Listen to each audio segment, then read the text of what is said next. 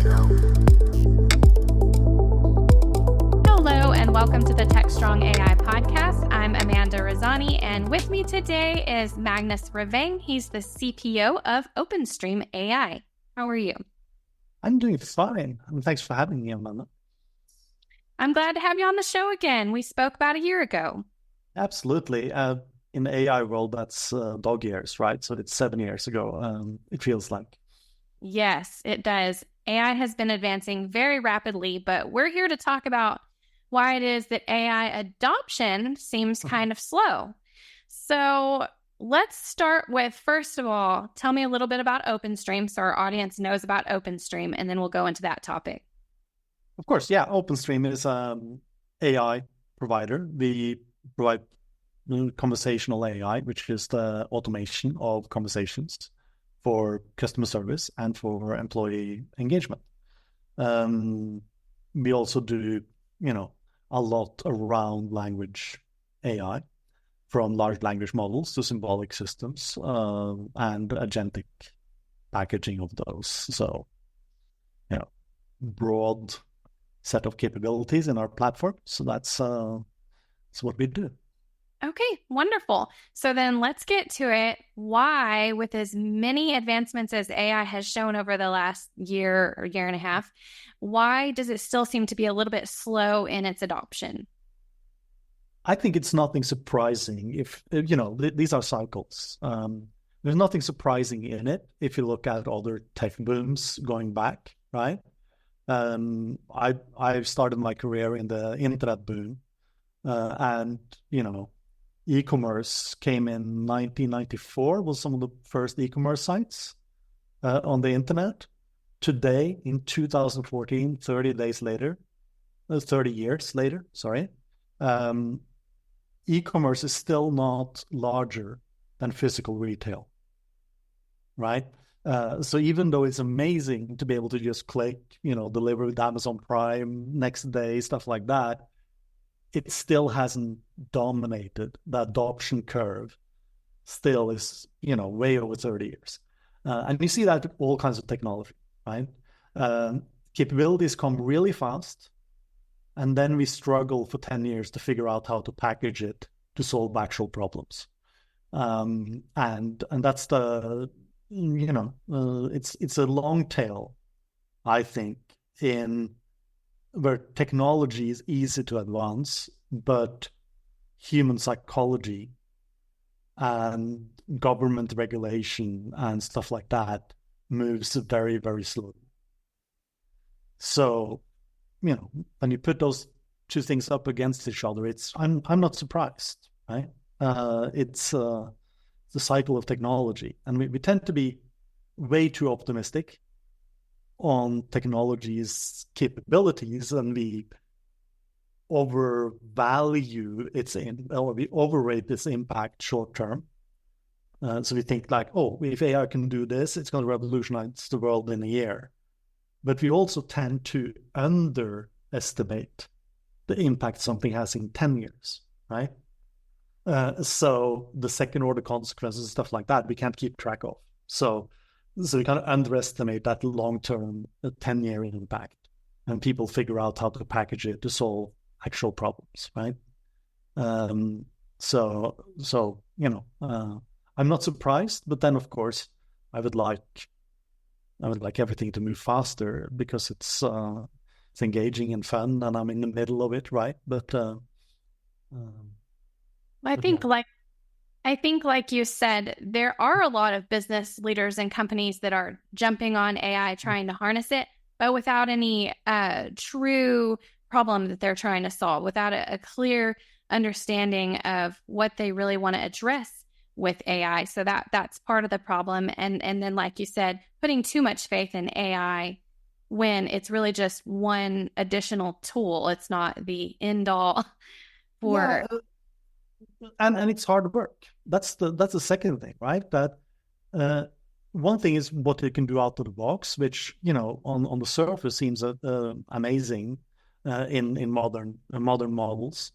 But then you figure out sort of, okay, how can I get it to consistently deliver value inside of a specific problem, right? and you find out that you have to build a lot around it and experiment a lot and test a lot and things like that to get the kind of consistency you would get from a human doing the task. And that is a lot of hard work. I used to say that automation is not automatic, right? It's we think that this technology is amazing, so it can just work out of the box, but it doesn't. Yes, and I think part of it too is they're not quite seeing that return on investment. They thought AI would save money, but that's not quite always the case. No, it's partly also down to what you measure and what you don't measure, right? So take an example, right? If you have a system using AI to help you do something like evaluate accident reports to see which ones are suspect, for example, right? So how do you measure kind of the ROI from that? It's not straightforward because you're already looking at all those and you're picking out, and you have some heuristics to what you pick out and stuff like that. So you have a semi-automatic system in place. So you have to measure, and it might be because you're not settling these things quickly. It might take 2 years down the line until you have the numbers to actually check if it actually improved it, right? And then you don't consider at any point in that example, you might not consider the time from that you're able to cut down the process with. So a process that took 2 months and people got the feedback 2 months after an accident, if you get down to a day, the knock-on effect is customer service improvements that you're not measuring.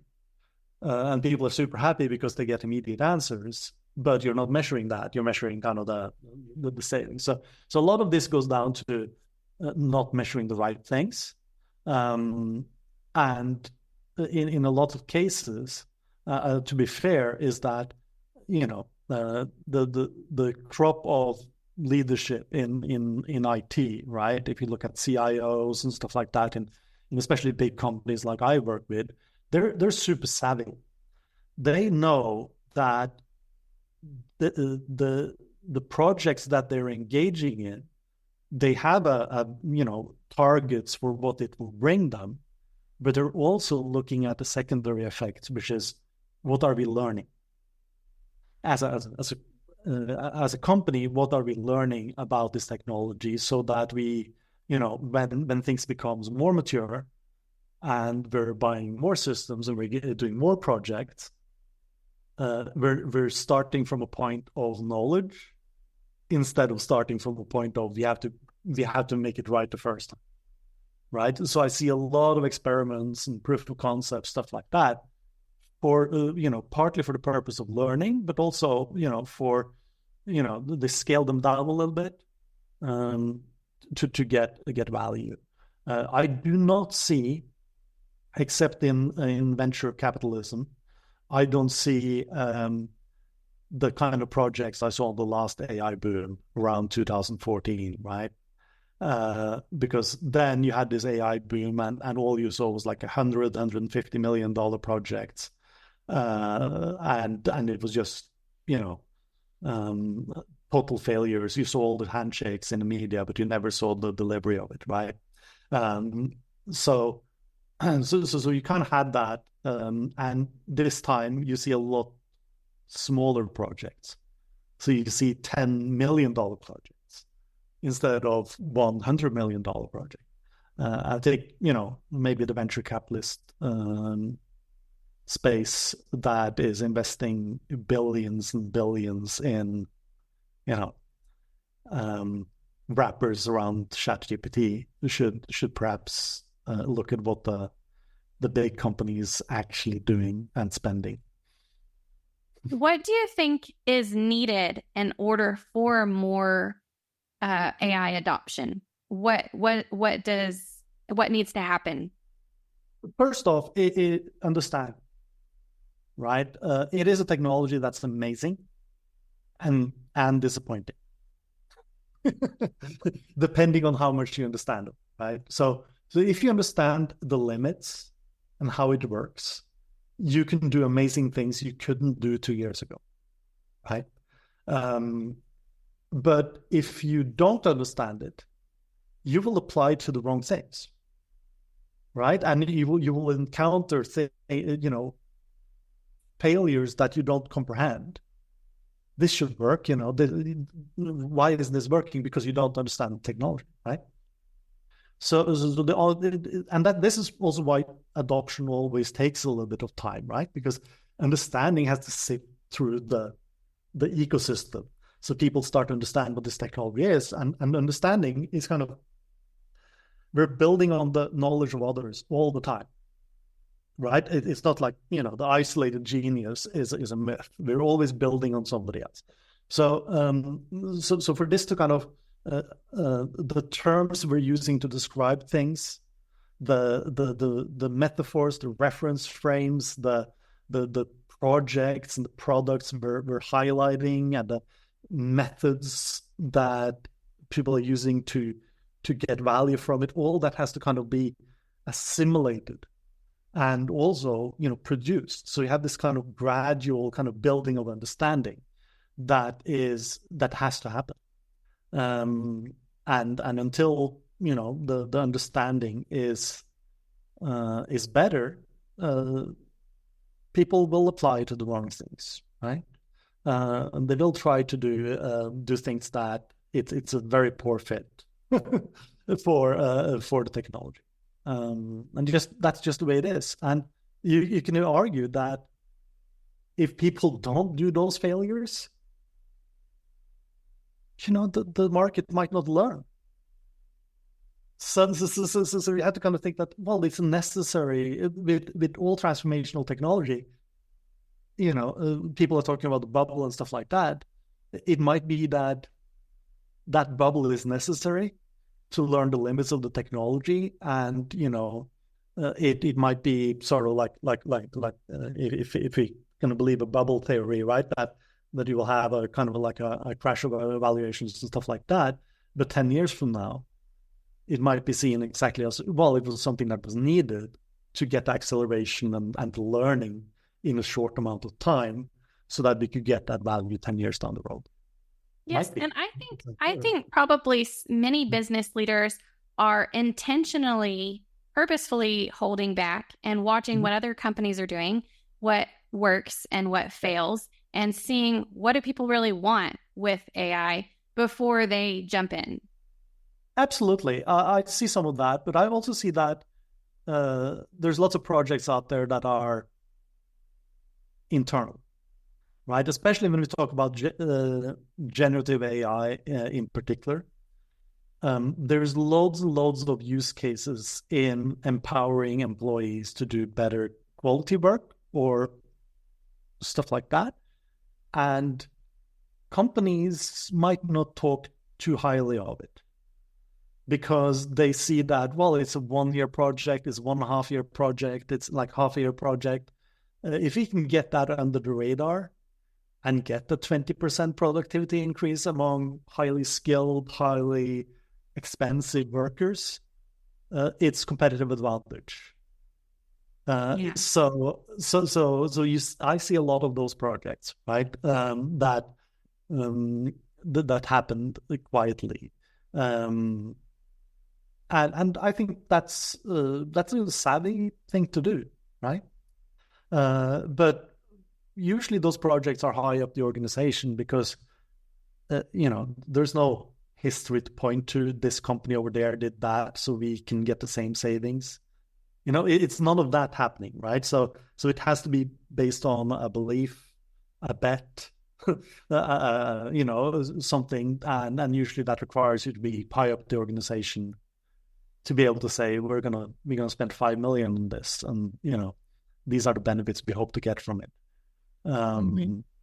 So yeah, those projects exist, and I think a lot more than people think. Well, if there was one key takeaway that you could leave our audience with today, what would that be? it would be that we're not over the experimentation phase, right? I talk a lot about AI on, what it is, what it can do, what it can't do, try to kind of elevate the understanding of people. And I still find that, naturally, the majority of the world doesn't really understand artificial intelligence for now, right? And so I think the major thing that business leaders and